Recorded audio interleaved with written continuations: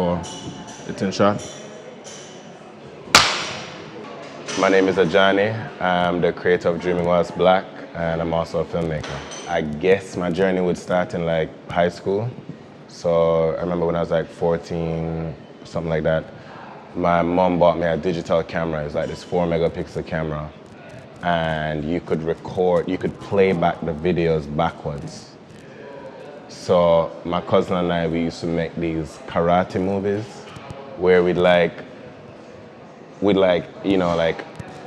record it, do like a sword fight with sticks, throw the stick, and then we'd play it backwards to people so it would look like he like summoned the stick and had this epic sword fight. And we'd push that to like the max. We'd have like people drop, so when it reversed, it looked like they, like just fly off the ground, like trying to make like Dragon Ball Z shit.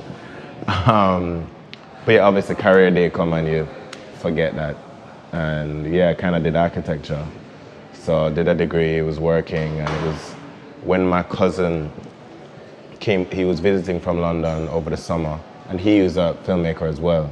So, following him around, helping out on shoots, that kind of stuff. And I was like, yo, this kind of bad still. Yeah, when he left, I kind of just kept on doing that and got myself a little job as an assistant editor, move up to editor, working in Jamaica. Like, we're working on loads of projects, like Caribbean projects with big brands and stuff. When I was in Jamaica, like I said, Jamaica is a small country. Like, if we make one film a year, it's like a big deal, and everybody going in the cinema for like 3 months, you know what I mean? So at the time when I was editing and I was directing, I did actually a web series then, like when I was like 21 or something. And I was just looking at how can I be at that level, like, because people in Jamaica who I admire are still struggling. And for me, when I did research on directors, it was two things. Either tons of experience on set, like a Guy Ritchie, or film school, like, the Spielberg, the Scorseses, and them lot. So for me, I was like, well, can't get experience in Jamaica, you know what I mean? So maybe film school is the route. So that's when I literally started applying for film schools and stuff, and yeah, came here and went to Met Film School. The thing with all school, I think, is structure. So I used to come up and do like short courses. So like whilst I was in Jamaica, I'd come up, do like a week course at NFTS in like script writing, or like a week course in like, sound, a week course in camera, like all of that kind of things. I would just save up my money and come up here and do that one course. But the thing is, what all those things do is it gives you structure. Somebody sitting down and saying, this is how you do X, Y, Z. You know what I mean? Again, experience or being taught. So what school does, so like my master's, I made 7 films in a year. No, I could have made 7 films our web series, we did like 15 short films in like 2 months. It was mad. But what film school did was, with each film that I made, someone with more experience would come in and say, oh cool, let's pick this apart. Why did this work? Why did this not work? And that's the difference, where I feel like film school gave me that opportunity, where a lot of people self-taught. Not to say I wouldn't learn it on my own, but it'd probably take longer for me to realize within myself what I'm doing wrong or what actually makes something better. So I think even people who self-taught, like, to be honest, I would tell them, I know, looking back at film school, I'd be like, yo, before you spend your money, I can send you my book list, read that. But I would also say get either a mentor or get somebody who's more experienced than you that can guide you to make you know where you're going wrong. Because it's not just like this 10,000 hour rule, kind of like very vague and misleading, in the sense that, yeah, cool, you can do something for 10,000 hours, but like if you're not learning, like if you're not doing the right thing, if you're not critically analyzing your own work, you're not improving. So you just do 10,000 hours or what? The same thing. So I think that's the difference in terms of film school for me, where, again, and I would say, so I did a course in New York and that was taught in film, like film stock. So 16 mil. And for me, what that taught me was the kind of discipline in what are you shooting, how are you shooting it, being economical with the time, because you don't even know what you're shooting when you're filming it. Like, you're looking through a hole, but you don't know. And for me, I think that kind of discipline is what I kind of carry on now, in the sense that, yo, like, yeah, you can do 100 take, but you're wasting time. When we're shooting film stock, 3 takes max, boom, done. Because you don't have money. £50 for 2-minute reel. And it take like 5 seconds for the camera to get up to speed and all of them things. So really, that kind of discipline in terms of, and again, where are you putting the camera? Why are you putting the camera there? Why is the actor standing there and not there? You know, I think that's some of the things that a school can teach you, which if you're doing it self-taught, it might take you a little longer. But that's why I say it's not necessarily the school, it's about the mentorship of having someone who knows more, who you can bounce off ideas off and say, yo, like, what do you think of this? Like, even our tutors. We showed our tutors Dreaming Whilst Black, from the script to the edit. Just my personal tutor, I'm still in contact with him now. I was just like, yo, like, we met this show, what do you think? You know, and he gave feedback based on that. So again, it's the mentorship that's good, that's great about schools. Not so much like the institution itself, you know what I mean? To be honest, because I say I grew up in Jamaica, as soon as I finished film school, I went back to Jamaica. Yeah, but within like a month, I was like, yo, like, let's say I don't like Jamaica, I love Jamaica. And I'll go back, you know, and I'm gonna make my next film is set in Jamaica. But when I went back, I was like, all right, cool, so what, how has my life changed now that I have a master's? And I'm like, it didn't. And my boss was like, yo, you can come back and do the same thing. I'm like, yeah, we'll have a master's, we can get a pay rise. It's like, well, why? You know what I mean?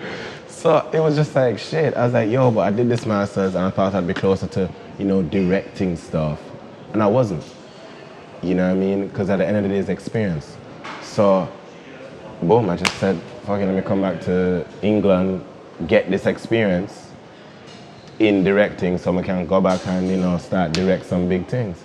So, yeah, came back, started working at Pinewood Studios, worked on a couple of films, but in the art department. But again, in terms of, this is now the experience. I was in the art department just building sets, but I was able to see how, like, the big guys do it. So, like, I'm used to shooting with maybe you have a 1K.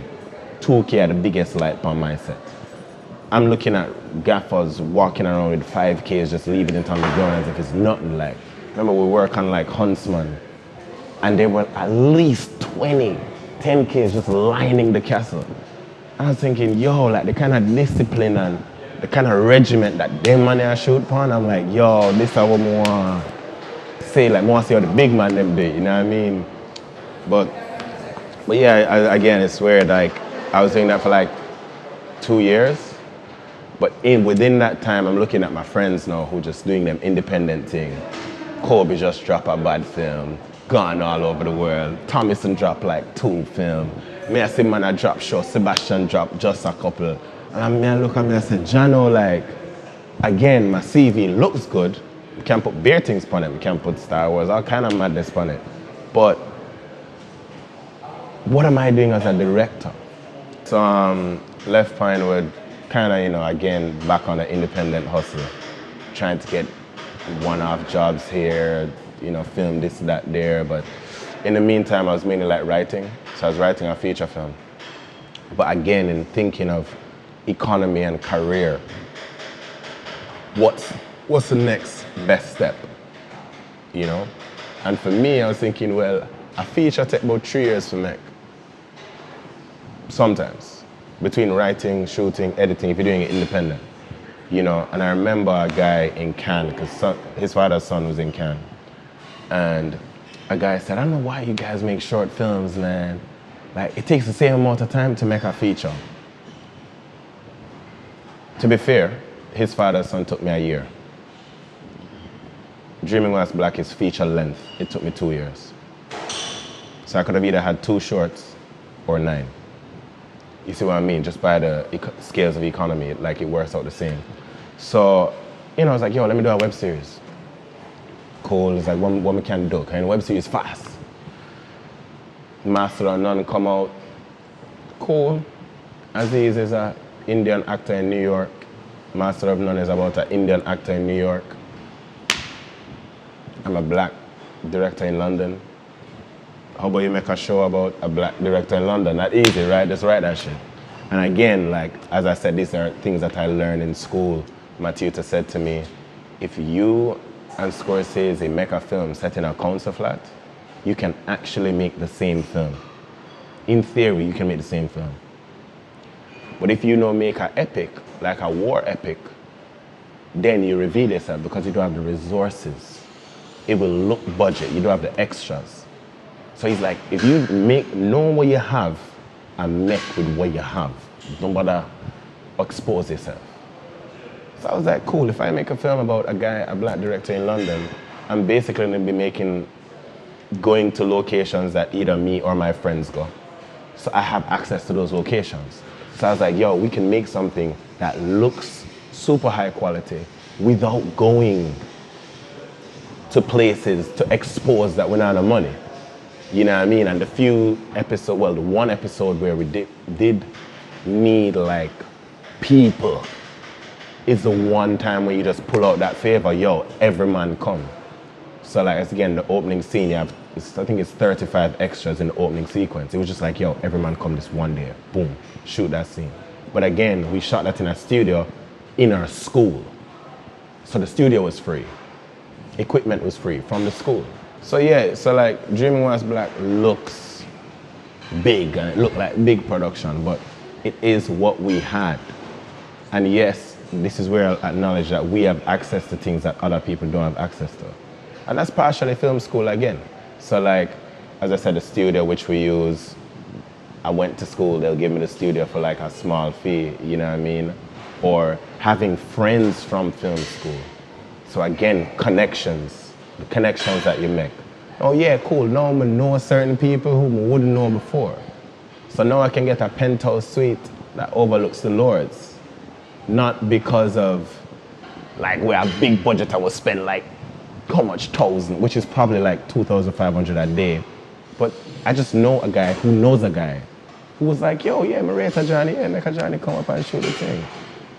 Done, you know what I mean? So that's literally how we made the whole show, by just pulling out what we had and knowing the limits of what we can pull off and then just exploiting that to the max. So again, even the DP, our brethren from film school. So I just tell him, yo, brother, we'll make a show. We not no money really, but we know say you have lights, camera, all of that shit. Come in. And he was like, yeah, cool. So again, it's the relationships, the connections, the networks that you have that you can foster. Again, Kobe helps with my films. Me and Kobe never go to the same film school. But we link up.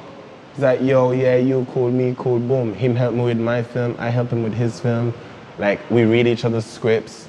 That's how you kind of grow. So like, now that I'm past film school, it's my film friends we've become each other's mentors and each other's like critics. So before enough man sittings, I have about 5 friends where before anybody see a show or a short, I've watched at least 5 drafts of that. Same thing with me, Dreaming Whilst Black. I've sent it to like, my small network, send them first cut, second cut, 5th cut, 7th cut, 9th cut, just to be like, yo, like, pick this apart for me. So that's how you kind of grow, and that's how we've grown. That's how Dreaming Whilst Black's become what it is because of that network, you know, that we be able to create within our team. So like 4 Quarter Films, within film school friends, I said Ali is one of the writers, film school. And it was just like, yo, what you doing? Not much. You want to write a show about black people? Cool. Like, done. You know what I mean? That's how you kind of get something like that done. In thinking about what project I was doing next, again, I thought about it from a career point of view. No, I had made a short, which was a successful short. But they're all over the place. You know what I mean? I'm there Toronto, I'm there New York, I'm go Jamaica, I'm go Trinidad. Like, great accolades, right? I'm supposed to be it now. And I remember seeing, so at the time, shortly after when I was working, Hood documentaries came out with Terrell and KOD. And boom, accolades. Man up on BBC. And I was thinking, bruh. And then, you know, like, obviously Seal Emeke, obviously she did Aki and Sawfish before, which blew up, great show. And she was directing Insecure in America. And I'm like, yo. So again, I kind of looked at the industry and said, look, you can have fame or you can have like respect. And if you're lucky, you hit both, right? So I'm looking at guys like, I said, KOD, or guys like, you know, Cecile, you know, and even, I said, Sebastian. I'm looking at them and I'm thinking, or even other people, Baby, Sako, you know, who, they didn't go for like critical acclaim. Like, you know, they didn't go for like, you know, to win London Film Festival. They just went to the fans, which is how media has changed now. They just went to the fans, got validated by the fans. Even to Michael Dapper now more recently. Fans validated them and the industry was forced to respect them because they know they have the audience, right? So I was just looking at them things and saying, boy, cool, so I can make another shot, and let's just say the short's sick, I win wherever, cool. Will that get me where I want to go? Or maybe if I go straight to the audience and them certify the thing, then maybe the industry will have to certify me afterwards. So I was like, nah, let me go for the fans, direct fans, talk to the people, you know. So that's when I was like, cool, let me make a web series. And Dreaming Whilst Black, yeah, was just running since then, really. I always have a single-minded thing. You either try the this or you try the that. If you try shoot 2 targets one time, you might just not get nothing. So for me, I was like, let me say what I want to say, how I want to say it, to who I want to say it to. If it blows up, which I hope it does, like, then the industry will kind of have to take it for what it is because it became popular that way. You know what I mean? So you can't, it's like, no, you can't, nobody can come tell me now, oh, you know, yeah, let's do Dreaming Whilst Black, but let's take out the racial part. That's embedded in the root of the show. So, no, you have to take it now. You know what I mean? Whereas if we had gone with a script, like I'm sure if we had gone with a script, certain things would have changed. Like like the racist joke in episode 1 would have changed. What matter of fact, we had an internal fight about that joke. People were like, yo, Adjani, I take it too far. You know, even Ali, because I know even me, it's like me and Ali are right, and Ali was like, yo, I'm gonna have a joke, but I don't know if I forgot. And I'm like, yeah, do it. And after the pressure, he was like, bro, I really don't know if we're pushing it, you know, like, are we pushing it too far? And even I kind of second-guessed it. And so again, like, the luxury of doing it on your own, you can reshoot stuff. So we actually changed the joke. Changed the joke, shot that joke. And when we look back in the edit, we was like, yo, but it don't have that, like, the point is not driving through like how we want to drive through. So I'm like, nah, you have to be prepared to go to the limit to drive home your point and get it done. So we kind of just cut cool, like, fuck it, we're gonna reshoot it with the joke, with everything we want in there. And we're like, you know, like, how can we respond? Let's make the response validate the joke and all of that stuff, really to just nail it down properly. So, yeah, no, at no point was I thinking like, we're too whatever, like, we're too black. Like, it's not even a black show, man. It's just a fucking show with black people in it. And if you're black in London, shit happens. And that's what the show is. It's just a black guy trying to do his thing. And sometimes shit happens. I feel like most filmmakers go through most of the show. So whereas when we were writing, I was writing in certain things that I knew was my personal thing, Ali would be like, yo, like, this is what we need to do because, you know, I remember when XYZ happened to me, and he was literally telling me the same thing. So, you know, I would more say it's a compilation of like loads of our friends, like even the Pussy Light thing is real. My version was a Pussy Light for like about 2 months. didn't happen to me, it happened to him, so we just roasted in the show. You know what I mean? So, but I do think the struggle of time management is a personal struggle for me in terms of juggling, balancing life. Luckily, I guess I have a partner who's more accepting or kind of understand that, you know, I fuck up in that department more often. And yet communication was also, I think communication is partially an issue of mine as well, but communication I think is a general issue with, and I don't want to say all men, but a lot of black men I know. I would say a lot of struggles that Kwabena goes through, a lot of filmmakers go through. Like, and that's been one of the kind of, I guess, pleasures of talking to people. Like sometimes a filmmaker might come, he's like, yo bro, that's like my life, dog. And I'm like, yo, good, like I'm glad I'm not the only one who's broken these streets, you get me? But yeah, no, so I would say there are elements of personal issues like time management and communication that's in there. Others, like the Pussy Light, is more like other friends' stories. But most of the stories in there are real to someone I know or to someone that Ali knows, who's the other writer. So yeah, no, a lot of it was us. So Dreaming Whilst Black took 2 years to make.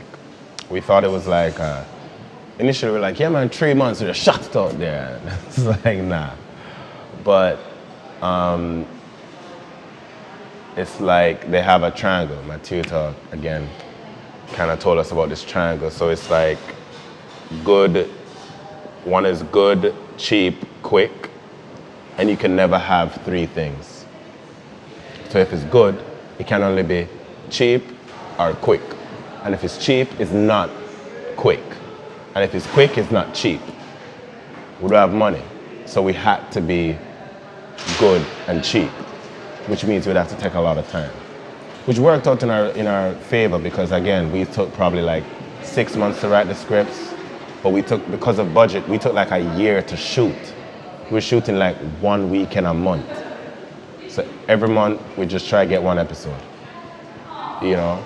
But then because we shot over a year, every time we were about to shoot, Anna and I would go back through the script just to see, you know, how can we like fine tune it? So we did so many drafts, like episode 2, we shot last. So by the time we come around to shoot episode 2, we had probably done like 15 drafts. And even on the day, we were like, yo, how we can tighten it more? So because we had that much time, we just kept, boom, we even reshot scenes. So again, because we shot over that period of time, we shot like episode 6 and 7, like in June. By the time we're shooting episode 9, 6 and 7 had been cut. So we were like, actually, yo, we don't like how the women are represented just yet on screen. And obviously that's important. If we're gonna be the show that calls out bullshit on everybody else, we can't have bullshit within our show. You know what I mean? So we're like, yo, representation of women, kind of wanting a little bit. So we're like, cool, yeah, we're shooting episode 9. Then let's just call back the actresses, try to get them in, reshoot some scenes. So even that, we were rewriting, reshooting for episodes that we shot already. You know what I mean? So that time allowed us to be able to really just fine tune everything to the point where we're like, all right, cool. This can go out there now. You know what I mean? What's next is hopefully Dreaming Whilst Black Season 2 in TV format. So that's going to either the 22 to 24 minutes per episode, 30 if it's not with ads. And yeah, hopefully on a major broadcaster, hopefully partnering with an international broadcaster as well. Hopefully, so if anybody, you know, want bust me, we're there. Like, and so the company, again, 4 Quarter Films is doing, we have a lot of projects coming up as well. So we have a feature film that's set in Portugal, which is excellent. We have another feature in development, Dracula and Igor, which is interesting. It's like, what if Dracula existed, but he existed in 2017? But with everything as is, but like, how they operate now. You know what I mean? And we have even another feature, Numb, which is about depression, kind of dealing with depression. So we have a range of films that we want to make. The next personal project that I'll be writing is a feature, which is set in Jamaica, because you have to big up the dogs. But that is about a dad trying to get his daughter into a prep school. So in Jamaica, there's a big disparity between private educate, like at a kindergarten, elementary level, there's a big disparity between private schools, which are prep schools, and government schools, which are primary schools. So you're looking at like class sizes of like 20 versus 50, one teacher. So people fight and save and slave just to get their child into prep school. Because if you get into prep school, your child is more likely to just succeed in life. Because that's an interesting dynamic in Jamaica where our high schools are really good. Our primary schools is where you see the gap. Some good, some not too great, some oversubscribed, some are shut down.